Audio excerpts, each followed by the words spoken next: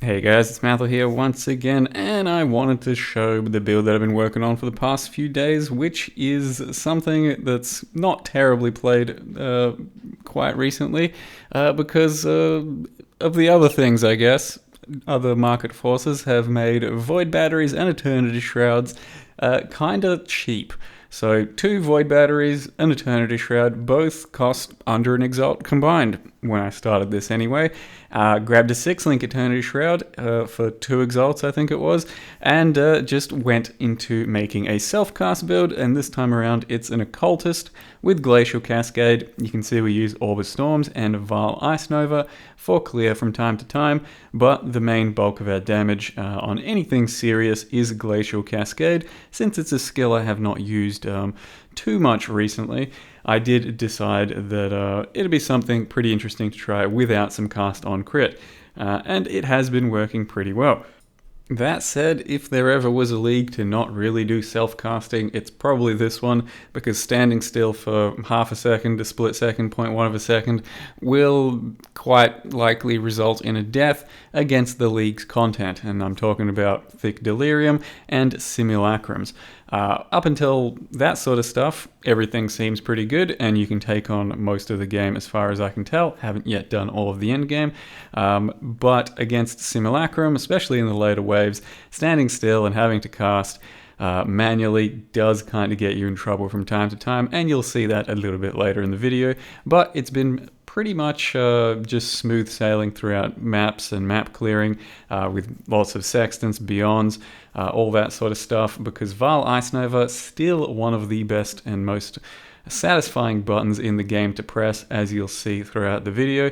And then Orb of Storms itself does some pretty good clearing for most things, which also has 2 of my curses attached to it, so whenever I drop an Orb of Storms I am triple cursing enemies, and that is with Enfeeble, Temp Chains, and Assassin Mark, so it is somewhat of a defensive setup, and you can get your Orb of Storms to cast really quickly with some faster casting gloves, and then your 2 Void Batteries, and you're stacking some cast speed. So dropping Orb of Storms is almost a seamless transition while running, and then your Vile Ice Nova, the idea is to just kind of stack some area, use it as a 4-link, though I've got it in a pseudo 5-link in my helm with a hypothermia attached, and it does some serious work. And I don't actually use Ice Nova itself, just Vile Ice Nova for clearing these really large packs.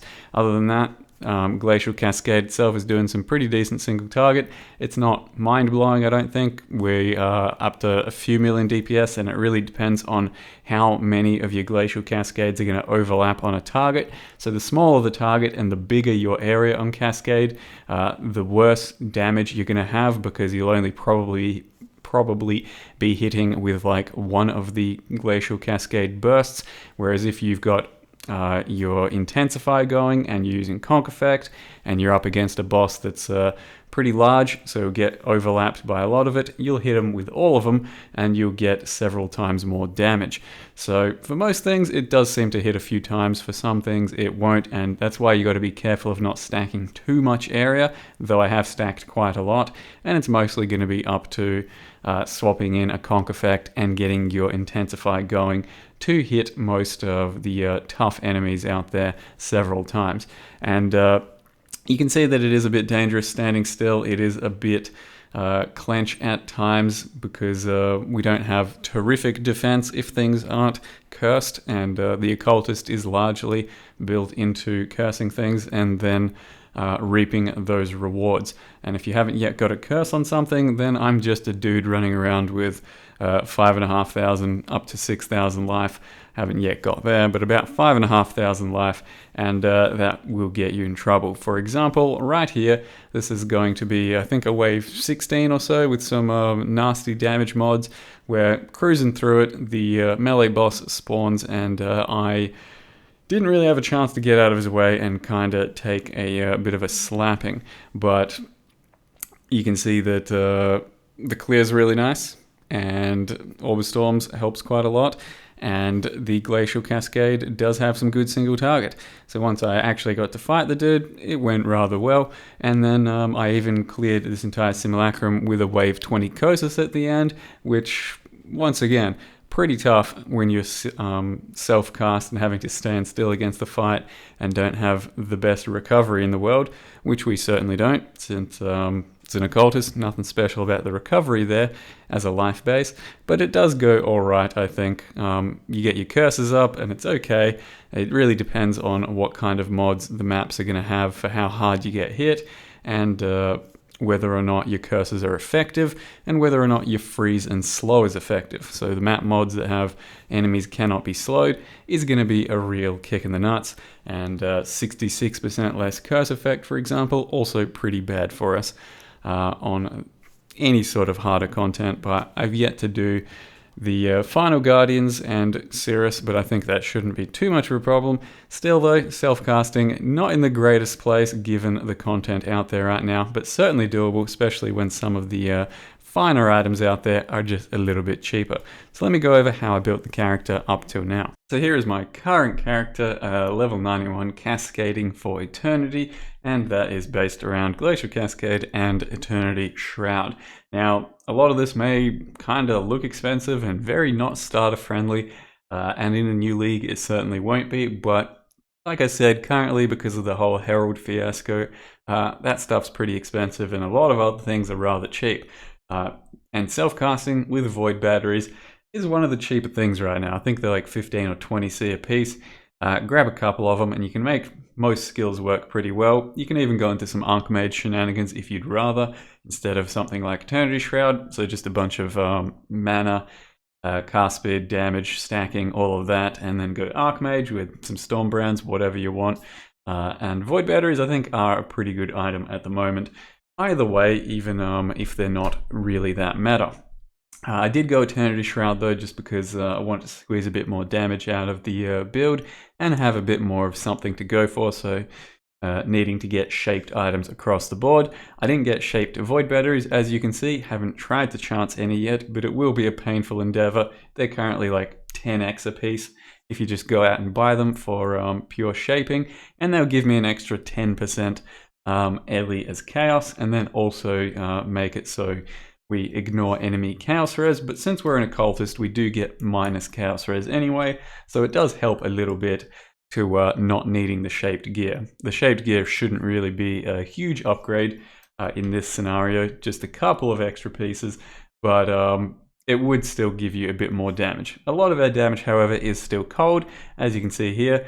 Once we're fully buffed and with flasks and all of that, it's close to 50-50, but still a lot of cold damage. And in this scenario, I do still have a bit of minus cold and some minus cold coming from blanketed snow. Don't think I've actually got any more besides that at the moment. Just the exposure from Wave of Conviction or a Frost Bomb.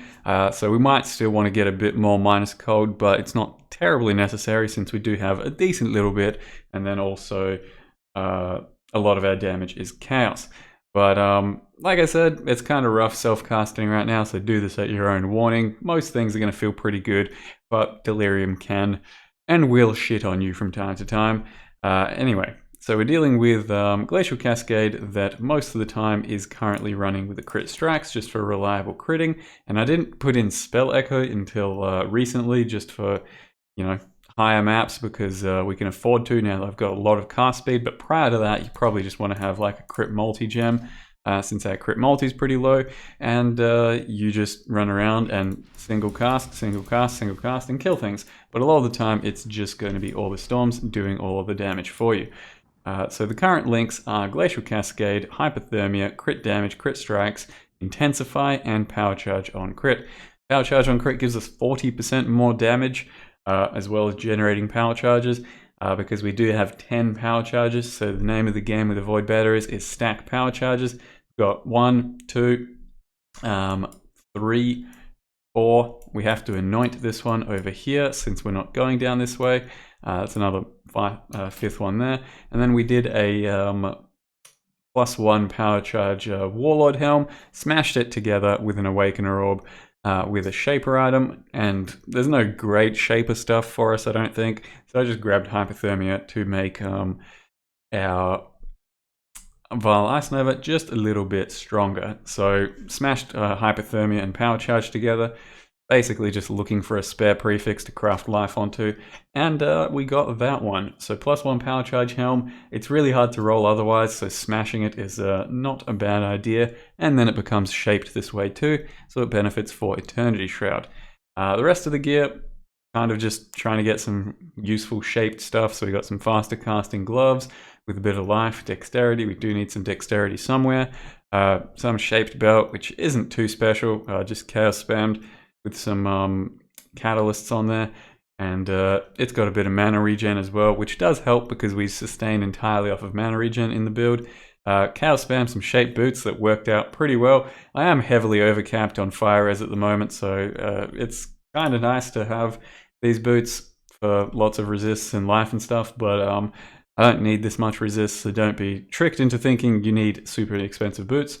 And then, same ring as before, chaos spam this one with some life catalysts on there, trying to get some life and assassin mark. And then we're trying to put frenzy onto our rings, since we can't generate frenzies otherwise.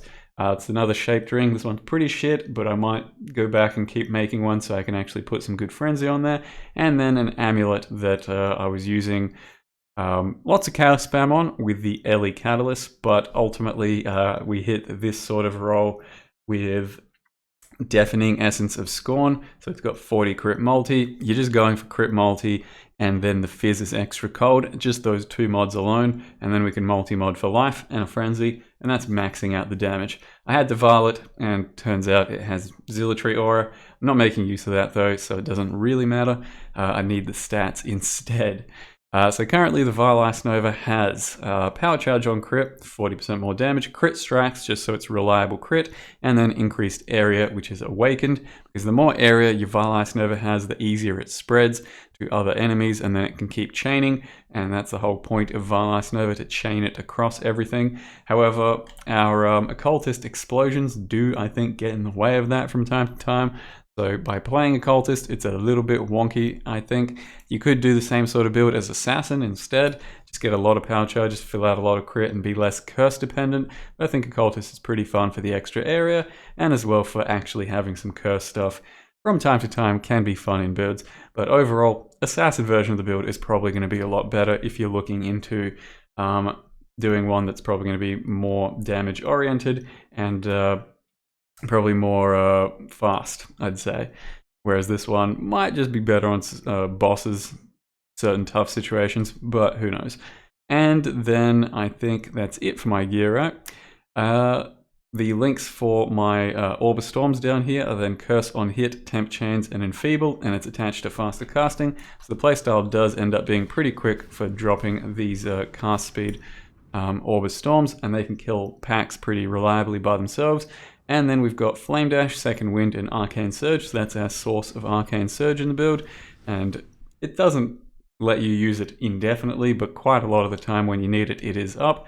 Down here we have Clarity, Enlighten attached to Hatred and Herald of Ice. And our Hatred is pretty potent because we've focused on some stuff in our clusters, like Vengeful Commander. So lots of Hatred effect there, some Hatred effect there, and some hatred effect there. So our hatred is rather potent, and I've gone out of my way to try and use some different cluster stuff for a change. So we do have the area node here, which has a bit of area, a bit of crit multi, but also 30 extra area from our power charges for this one.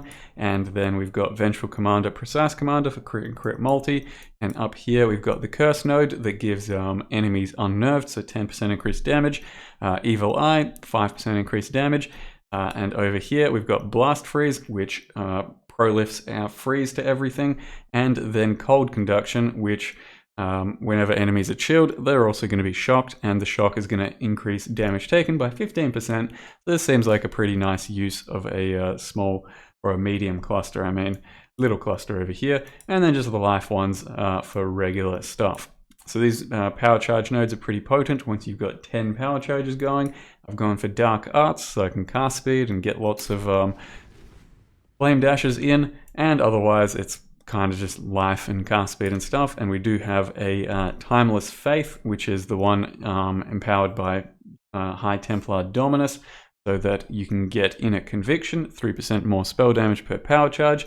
So that's 30% more spell damage, and then that means we can't get frenzies in any way in the build. So the idea is to get minimum frenzy charges from our crafts, since you can still get your 3 frenzy charges up permanently through this method. And that's basically it for the character, for how it's built. You can take this sort of method to a lot of self-cast characters, just void batteries. Doesn't even have to be in Eternity Shroud, but some void batteries for assassin, and then potentially just stack power charges and go whatever element you want, whatever skill you want, and stack things from clusters, because we don't really have to do too much traveling. The biggest problem with this build is it's going to be lacking on crit multi. Even at my current stage, where I've tried to get as much as possible, I think I'm only at like prior to power charges. That's with the crit multi gem. Prior to power charges, we have 315. With power charges, I think that's what, 365, because we get 5 per node. Yep, 365. That's really not that much. Ideally, you're usually going for about 400 crit multi. So that's why we do sometimes use the crit multi gem, or we did early on. Whereas if you went down this side of the tree as well, like an assassin would, then you'd get quite a lot more crit multi, and so does assassin himself. So then you'd focus more on other defensive measures. So as I talk about it, it seems kind of like a no-brainer to go assassin instead, but whatever. Occultist certainly does work with the curses and its own little flavor. I kind of like it anyway. I've played several caster occultists, and I've enjoyed every single one. That's why I keep coming back to it, even if assassin might be a slightly better choice. Can't make an assassin everything. So for now, guys, I think that's all I'll say on the character. So I hope you enjoyed this little video on it. Thank you very much for watching, and see you next time.